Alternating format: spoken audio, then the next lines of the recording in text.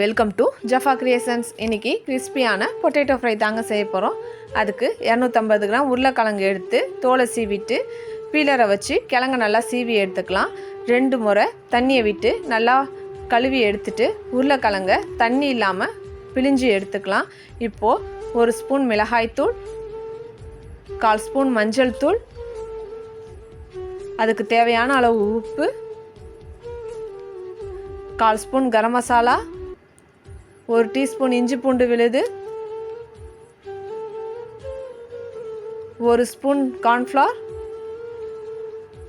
1 spoon மைதா, 1 spoon அரிசி மாவு, கொஞ்சம் கலர் பவுடர் சேர்த்து நல்லா பிசைஞ்சு 20 நிமிஷம் ஊற வச்சுக்கலாம். ஒரு கடாயில் எண்ணெய் சேர்த்து நம்ம ஊற வச்சுருக்கிற உருளைக்கிழங்க கொஞ்சம் கொஞ்சமாக போட்டு கோல்டன் ப்ரௌன் வர அளவுக்கு வறுத்து எடுத்துக்கலாம். இப்போது கிறிஸ்பியான பொட்டேட்டோ ஃப்ரை ரெடி ஆயிடுச்சு.